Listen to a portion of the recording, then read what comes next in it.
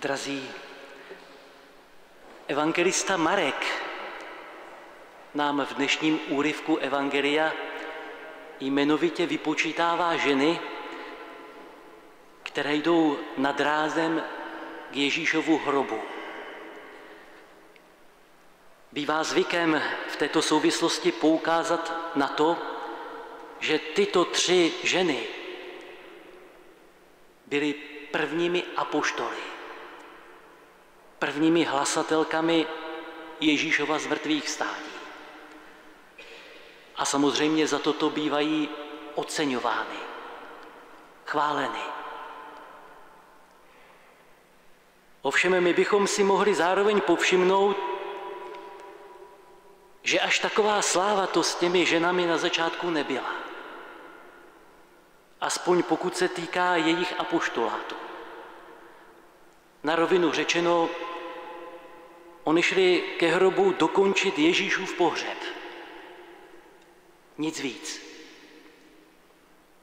Můžeme jim tedy přiznat zásluhy za soucit, za pietu, za věrnost a samozřejmě také za statečnost.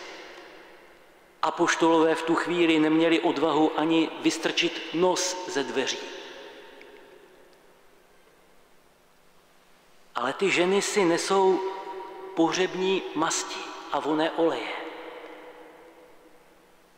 Jdou tedy za mrtvolou.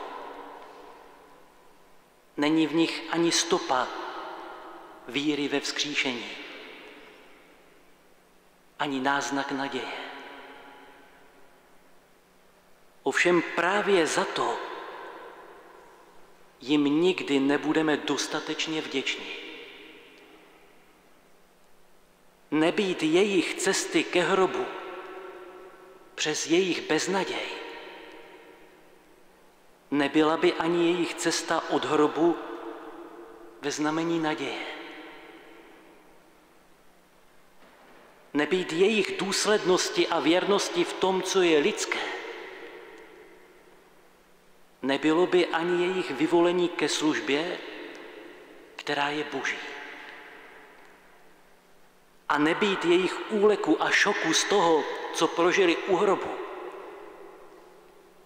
nebyla by radost a posléze ani víra apoštolů uzamčených ve večeřadle. Nebojme se to říct. Tyto ženy přišly ke svému pověření zvěstovat z mrtvých vstalého vlastně jako slepý k houslím. Nicméně v tomto pověření pak obstáli naprosto skvěle. Proč to vlastně všechno říkám? Protože i my si možná klademe otázku, jak být vlastně v dnešním světě apoštolem? Jak být svědkem evangelia? Jak být svědkem Krista pro lidi kolem nás v té naší době? Ten úryvek dnešního evangelia odpovídá velmi jednoduše. To si nemusíš plánovat. To je boží věc.